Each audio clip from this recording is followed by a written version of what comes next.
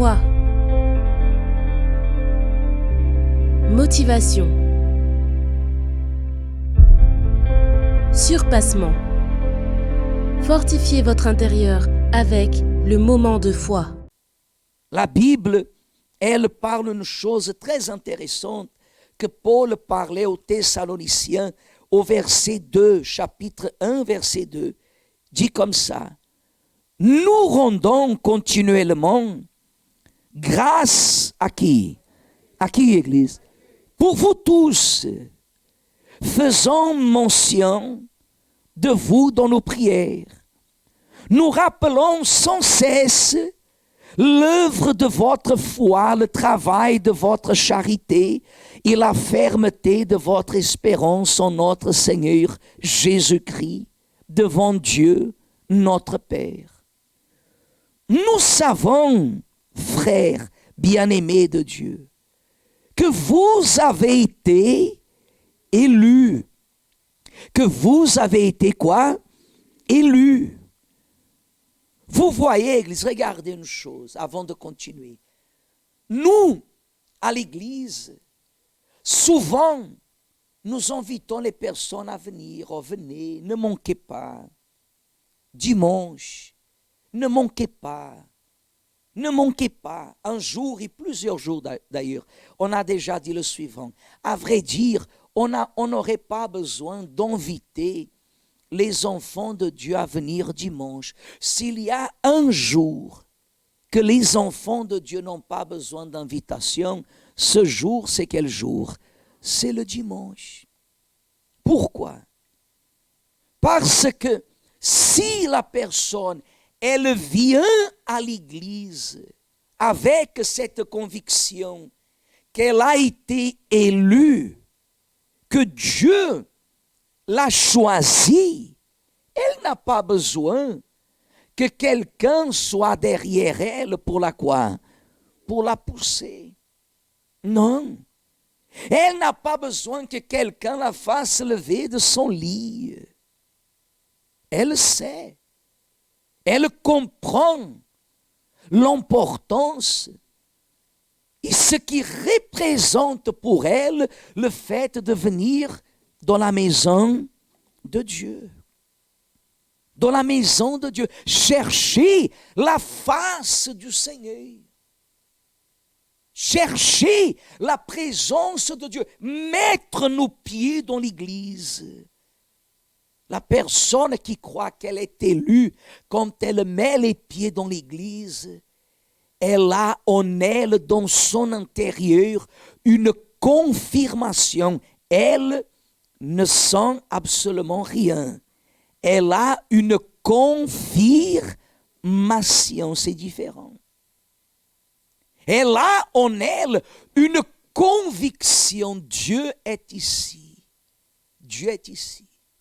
Alors il dit comme ça: notre évangile ne vous ayant pas été prêché en parole seulement, mais avec puissance, avec l'Esprit Saint et avec une pleine persuasion, car vous n'ignorez pas que nous sommes montrés ainsi parmi vous à cause de vous, et vous-même vous avez été mes imitateurs et ceux du Seigneur en recevant la parole au milieu de beaucoup de tribulations avec la joie du Saint-Esprit, en sorte que vous êtes devenus un modèle pour tous les croyants de la Macédoine et de l'Achaïe.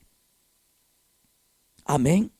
Alors regardez, lorsqu'il dit comme ça, notre évangile ne vous ayant pas été prêché au verset 5, en parole seulement. Parce que nous, Église, regardez une chose, nous, on ne peut pas tomber dans cette action qui nous amène à venir à l'Église. Regardez-moi, s'il vous plaît, pour écouter la parole seulement. Paul, il dit, notre évangile ne vous ayant pas été prêché en parole seulement, mais avec puissance. Qu'est-ce que c'est la puissance? c'est ce qui répond à l'expression de la foi, la guérison, la délivrance. Et vous savez que dans nos jours, quand on vous parle que par votre foi, vous pouvez être guéri et délivré de ce problème, le monde, il nous voit comme si nous serions sectaires. L'Église qui lutte, qui agit dans le but de sauver votre âme, mais qui a la conscience que vous vivez sur terre et que sur terre vous avez besoin d'être délivré et avoir la santé, elle n'est pas bien vue aux yeux du monde. Elle n'est pas bien vue aux yeux du monde. Et vous voyez qu'il dit, ne vous ayons pas été prêchés en parole seulement, mais avec puissance, avec l'Esprit Saint et avec une pleine persuasion. Ainsi, c'est la maison de Dieu. Quand on vient à l'église, nous vous prêchons avec persuasion. Quand on vous prêche, Église, on ne prêche pas pour que vous écoutiez ce que vous voulez, mais ce que Dieu sait que vous avez besoin de quoi? D'écouter. Quand vous sortez de l'église et des fois la parole, elle chauffe dans vos oreilles, au-dedans de vous, j'ai pas aimé. C'est Dieu qui vous a parlé. Et Dieu a pu utiliser un instrument, un serviteur qui n'a pas été lâche, qui n'a pas fermé sa bouche, qui a eu le courage de parler. Et des fois, sans comprendre même pourquoi il a parlé, mais Dieu, il sait ce que moi, ce que vous, ce que nous tous, nous avons besoin de quoi? D'entendre. Et je vous pose une question. Voulez-vous que Dieu vous parle ce que vous aimez ou ce que vous avez besoin? Hein? Terminons. Il dit comme ça. On sort, verset 7. Que vous êtes devenus un modèle pour tous les croyants de la Macédoine et de l'Achaïe. Vous savez ce que ça veut dire? Ce que nous représentons. Levez-vous, s'il vous plaît, Église. Qu'est-ce que ça veut dire, évêque? Cela veut dire que nous devons être un modèle. Qu'est-ce que c'est un modèle? Hein? Dans le monde spirituel, dans notre monde de foi, qu'est-ce que c'est un modèle? Hein? Qu'est-ce que c'est un exemple? Quoi d'autre? Qu'est-ce que c'est un exemple? Hein, Église? Regardez-moi. Vous êtes fâchés déjà? Vous n'avez rien entendu encore. Hein? Qu'est-ce que c'est un modèle? Un exemple. Qu'est-ce que c'est un exemple? Une référence, un témoignage.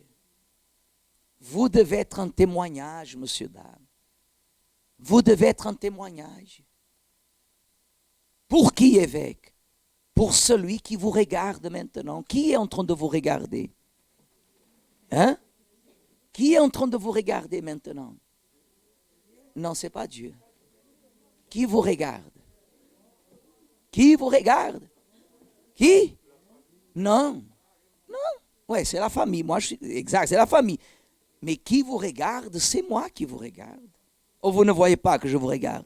Vous ne pouvez pas être un mauvais témoignage, un mauvais exemple de quelqu'un qui ne rend pas la gloire à Dieu, de quelqu'un qui se met dans la vie des uns, dans la vie des autres, de quelqu'un qui a un mauvais témoignage dans le niveau de ses conversations, de ses paroles. Quelqu'un que dehors de l'Église ne rend pas un bon témoignage. Quelqu'un qui a une mauvaise réputation. Quelqu'un qui au travail, les amis des fois disent comme ça, regarde, et elle se dit chrétienne. Et il se dit un chrétien. Vous ne pouvez pas, je ne peux pas être un mauvais modèle. Nous devons être Non, enlevez le bon parce que bon, il n'y a que Dieu. Nous devons être quoi? À peine un modèle, un témoignage. Un modèle, un témoignage. Ne vous inquiétez pas avec l'erreur des autres. Ne regardez pas les erreurs dans les autres. Tout simplement, vous devez avoir la responsabilité d'être un modèle, mais pas un modèle forcé.